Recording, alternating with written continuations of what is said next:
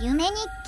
宿泊学習。気がつくと、バスに乗っていた。後ろから3列目ぐらいの椅子に座っていて、前を見ると、白いワイシャツを着た高校生たちが楽しそうに会話をしていた。自分は、まだ意識が朦朧としていたので、そのままバスの中で寝てしまうと、バスがどこかに着いたようで、隣の窓側に座っていた女の子に起こされた。自分は、ごめん、と言い、その子が通路に出られるように、一度立ち上がった。その女の子はとてもスタイルが良く、綺麗な黒髪のロングで顔が小さく、切れ長の目をしていて、まるでサーバルキャットを擬人化したかのような、美しさと気品を持ち合わせた子だった。その子がバスから降りると、近くにいた男子生徒から、おめえ、学校のマドンナの隣に座れる幸運に恵まれたのにずっと寝てるとかバカだな、みたいなことを言われて、からかわれてしまった。バスから降りると、生徒たちはおのおのに荷物を持って、列になってどこかへ歩いていた。自分も、その後に続いて歩いていくと、研修施設のような大きな平屋建ての建物に着いた。生徒たちの列は、そのまま建物の中まで続き、ロビーを抜け、廊下を進むと、左に見えるドアの中へ入っていった。ドアのすぐ脇には先生が一人いて、各自、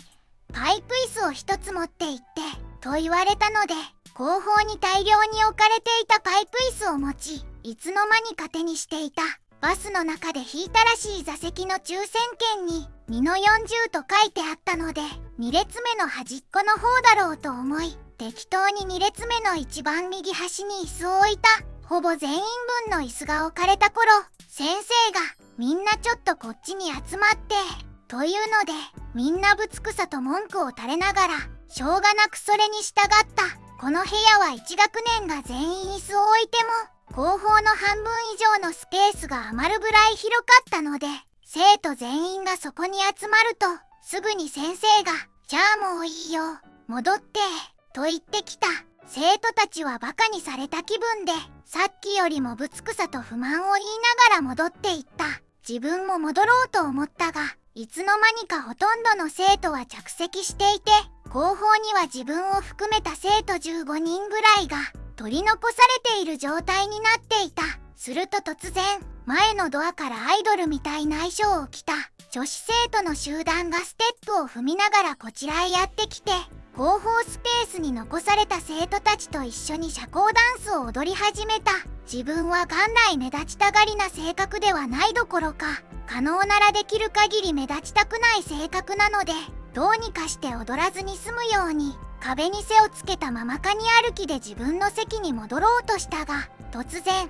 自分の両手首をガシッと握ってくる子がいた。驚いてその子を見ると、バスの中で隣だった学校一のマドンナだった。一緒に踊ろう、というので、こうなると自分も男なので、さすがに覚悟を決めて、今まで一度も踊ったことのない社交ダンスを全部アドリブだけで踊った。彼女は今にも折れそうなぐらい細く可憐で美しく、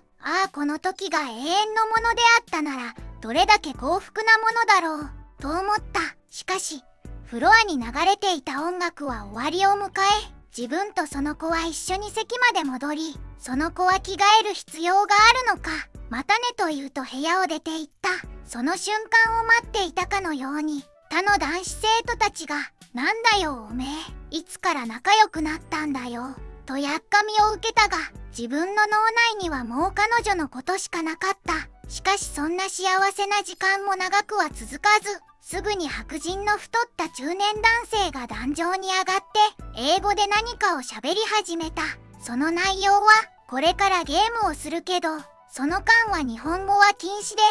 英語しか使ってはいけない、という内容だった。生徒たちは、まさか宿泊学習に来てまで、英語の勉強をするとは思っていなかったのか、文句を言おうとしていたが、なぜか日本語を発声することができず、英語しか発声することができなくなっていた。生徒たちはジェスチャーで、その白人教師に対して不満をあらわにしていたが、自分は、この日本語禁止ルールはゲームをクリアするまで終わらないものだと確信して、後ろのスペースに用意されたボードゲームのようなものの前に行き、レッツプレイザゲームと言ってゲームを始めようとしたら、頭がぼんやりしてきて目が覚めました。